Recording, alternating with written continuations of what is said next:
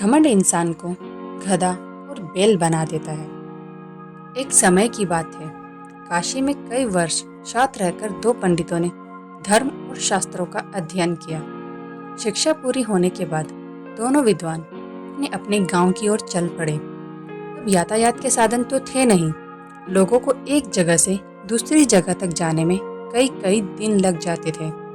लोग दिन में चलते थे और रात को आराम करते थे। ये दोनों पंडित भी ऐसा ही कर रहे थे। एक बार दोनों शहर के सबसे धनी व्यक्ति के यहाँ ठहरे।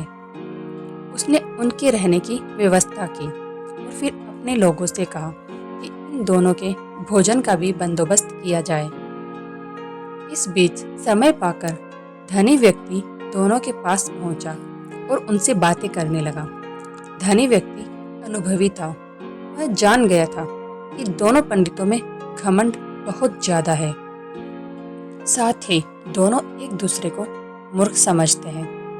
उन्होंने दोनों से अलग अलग बात का एक दूसरे के बारे में भी पूछा। उसे जो जवाब मिले वो सुनकर वो दुखी हो गया। उसके मन में विचार आया कि ये दोनों काशी जैसी जगह वर्षों अध्ययन करके आए हैं, लेकिन एक दूसरे का सम्मान करना नहीं सीखा। बहरहाल भोजन का समय हो गया। धनी व्यक्ति ने दोनों को बड़े ही आदरपूर्वक भोजन कक्ष में बुलाया। एक की थाली में चारा और दूसरे की थाली में भूसा परोसा। यह देखकर दोनों पंडित गुस्सा हो गए। गुस्से में आकर कहने लगे कि क्या हम जानवर हैं जो हम चारा और भूसा खाएंगे? धनी होकर तुम हमारा अपमान कर रहे हो। यह लक्ष्मी द्वारा सरस्वती का अपमान है।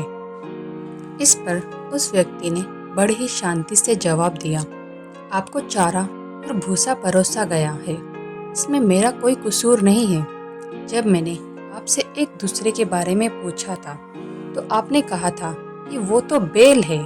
वही दूसरे से पहले वाले के बारे में पूछा तो इसने कहा वो तो गधा है। अब दोनों ने ही एक दूसरे को बैल और गधा बताया तो मैंने उसी हिसाब से चारा और भूसा थाली में परोस दिया। इतना सुनते ही दोनों ज्ञानियों की आंखें खुल चुकी थी। उन्हें अपनी गलती का एहसास हो गया था। उन्होंने एक दूसरे से माफ़ी मांगी।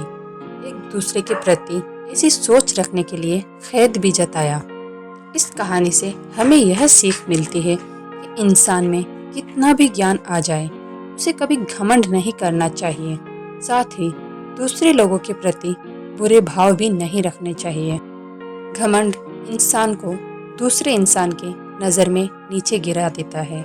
दूसरों का सम्मान करने वाला ही विद्वान कहलाता है।